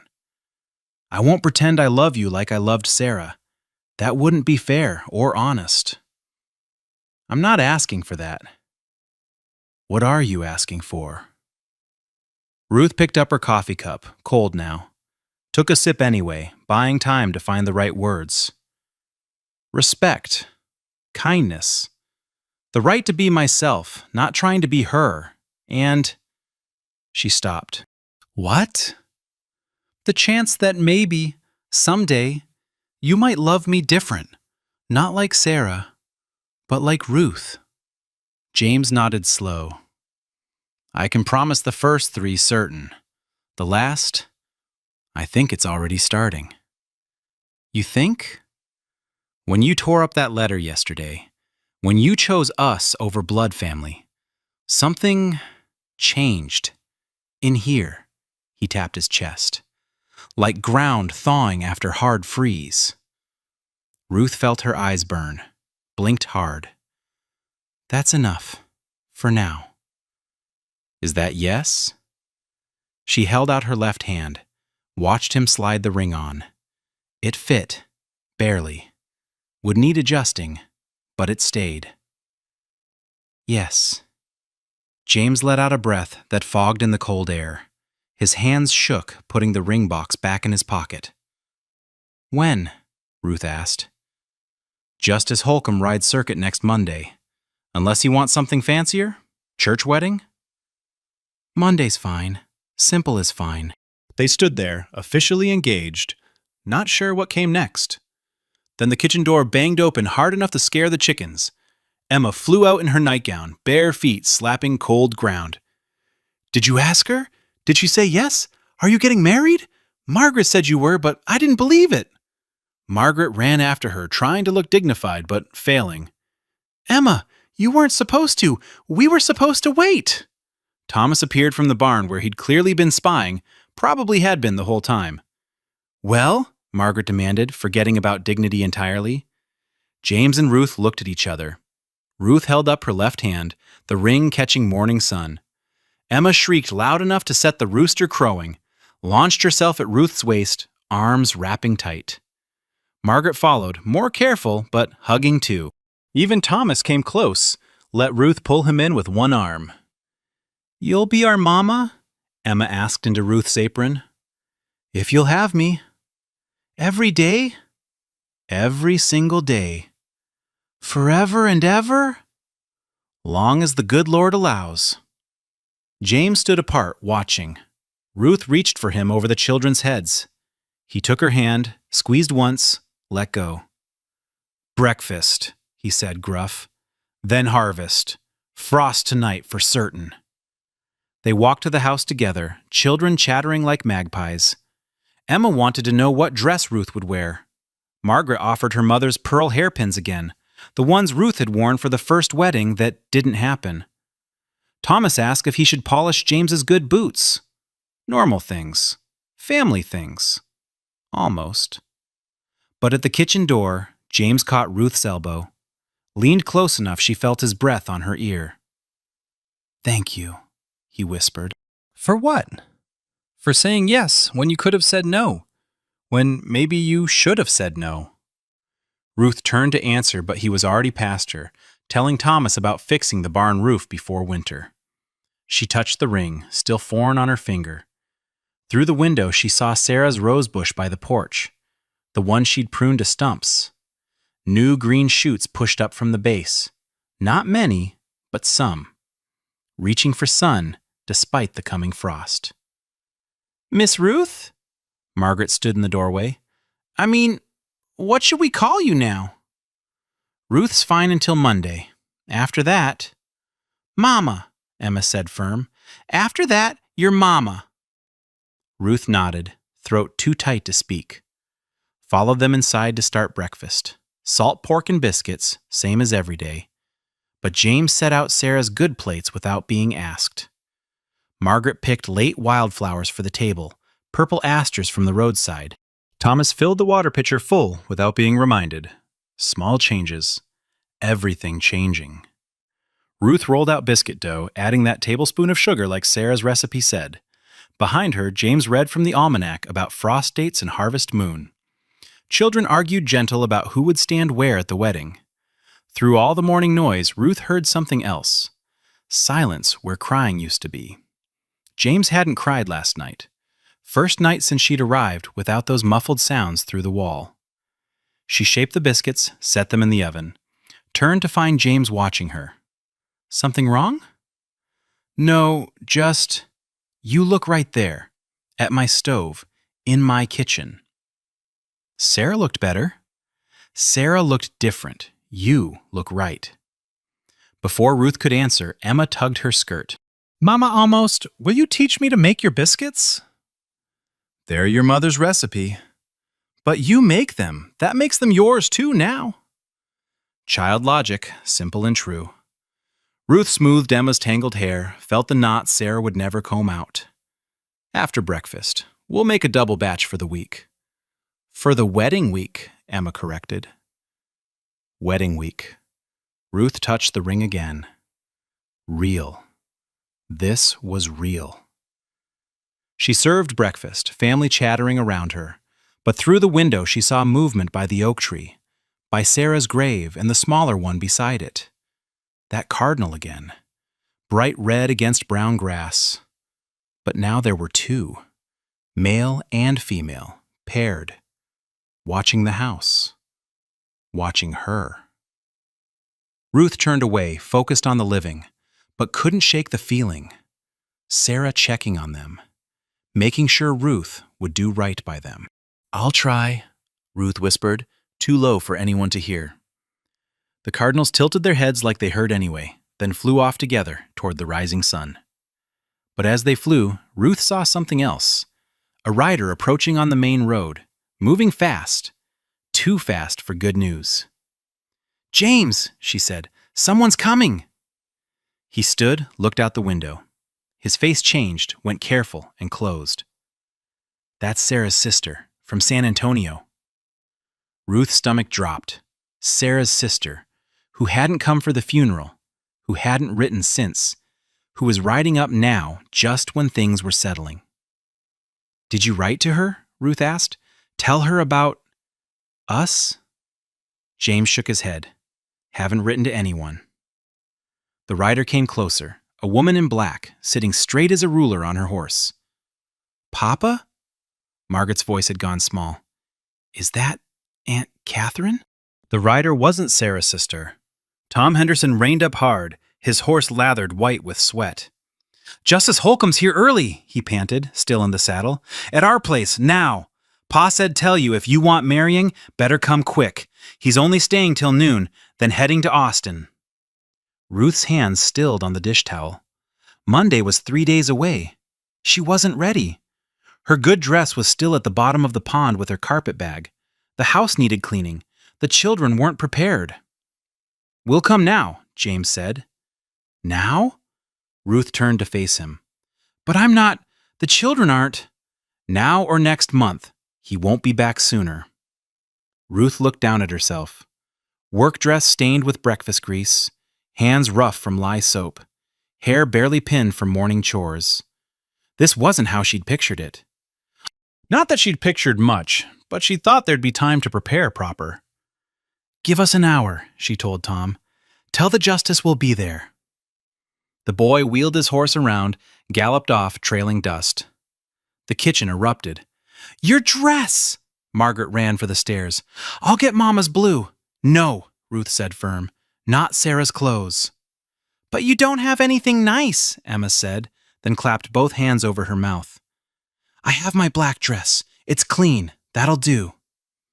"You can't marry in black," Margaret protested. "It's bad luck, like wearing mourning to your own wedding." "Then it'll match how this started." Ruth went to her closet room, pulled out the black wool dress. Plain as a fence post, high collar, not a bit of trim anywhere. She'd bought it for her father's funeral. Now she'd marry in it. Seemed fitting somehow. One ending leading to another beginning. She washed at the basin, scrubbing her face and hands with the last sliver of store-bought soap. Braided her hair tight, pinned it severe. The black dress still fit, though loose at the waist from all the hard work and simple meals. A soft knock at her door. "Ruth?" James's voice, uncertain as she'd ever heard it. She opened the door.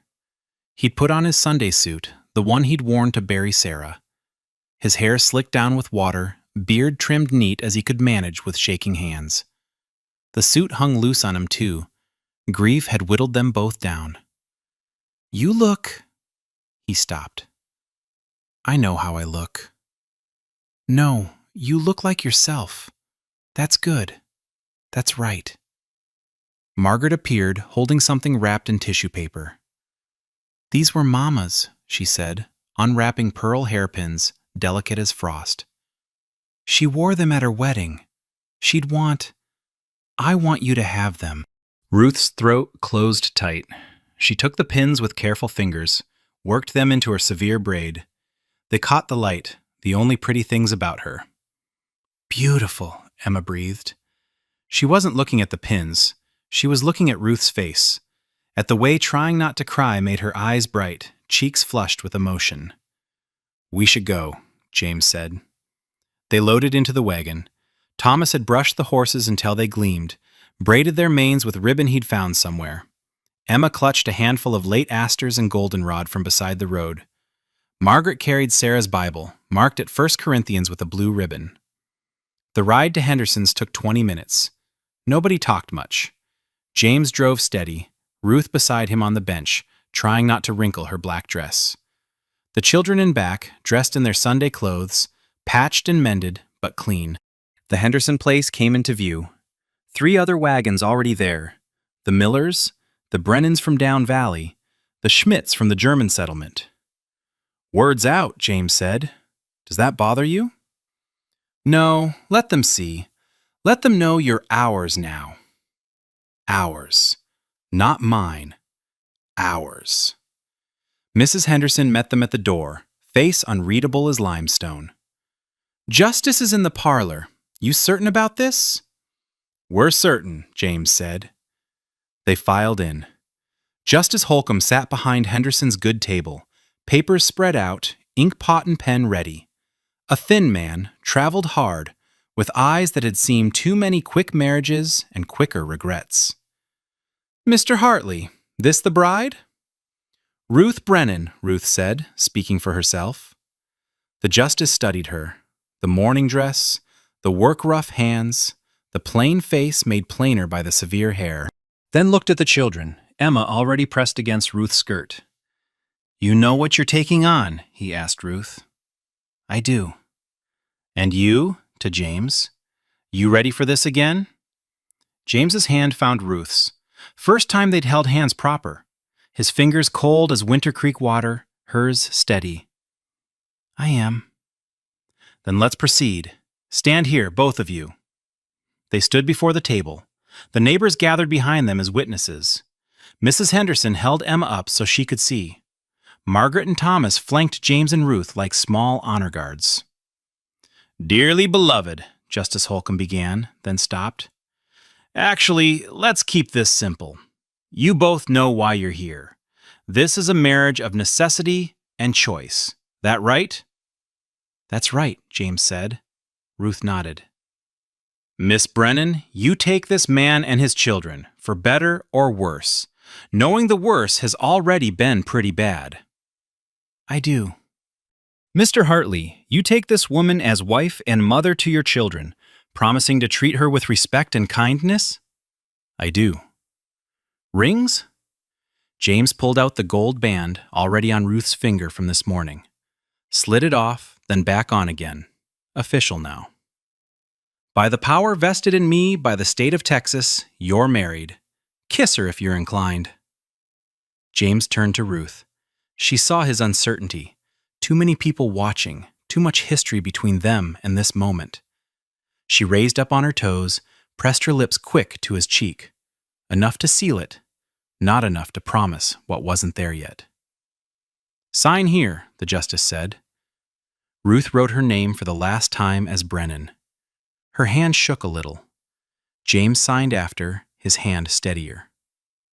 Margaret and Tom Henderson signed as witnesses, their names careful and proud. "That's done then," Justice Holcomb said. "Dollar for the service." James paid. They turned to face the neighbors. Mrs. Miller was dabbing her eyes with a handkerchief. Mr. Schmidt nodded approval. Mrs. Henderson watched Ruth sharp, like she was taking her measure. "Cake at my place," Mrs. Henderson announced. "Can't have a wedding without cake." They moved to the Henderson kitchen. Applesauce cake appeared from somewhere. Coffee poured strong and black. Emma sat in Ruth's lap, telling everyone who'd listen, "That's my new mama," pointing at Ruth like she might disappear if people didn't look quick. Ruth ate cake she didn't taste, smiled at congratulations that felt strange. James stood across the room, talking with the men about winter wheat and cattle prices. Already separate. Already back to normal except for the ring weight on her finger. "You'll make him happy," Mrs. Henderson said quiet beside her. "I'll try." "Sarah was my friend. Knew her since we were girls in Kentucky." Mrs. Henderson's voice carried warning. "She was special." "I know." "Do you? She could sing like a meadowlark, could make roses grow in drought, could gentle a spooked horse with just her voice." Ruth set down her coffee cup, met Mrs. Henderson's eyes straight. "I know she's dead. I know 3 children need raising. I know a man needs help keeping body and soul together. That's what I know." Mrs. Henderson studied her long. "You're not trying to be her." "No point trying for what I can't be." "Good. That's good." Mrs. Henderson squeezed Ruth's shoulder, gentle now.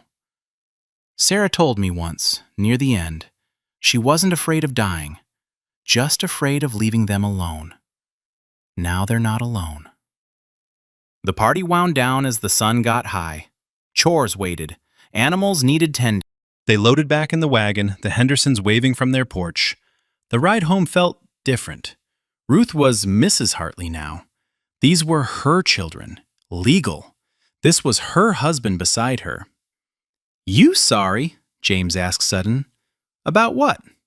"Quick wedding, no fuss, black dress." Ruth looked down at her funeral dress, already dusty from the wagon.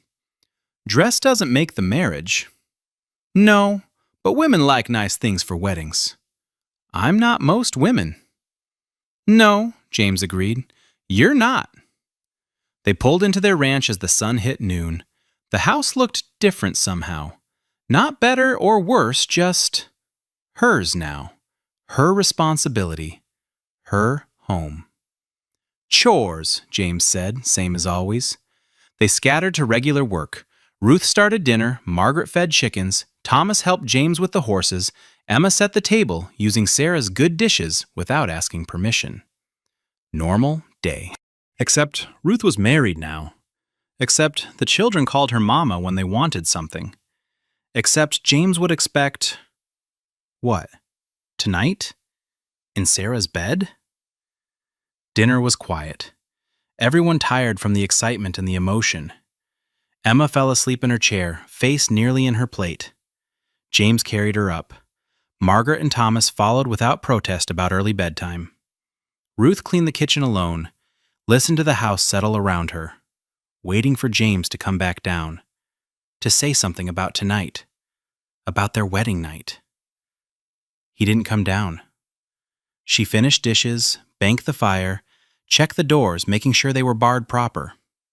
Still no James. She climbed the stairs, heard him reading to the children from Psalms. The 23rd, about still waters and restoration. His voice steady and low, like any other night. Ruth went to the end of the hall. The door to Sarah and James's room, their room now, stood closed. She opened it quiet. Nothing had changed.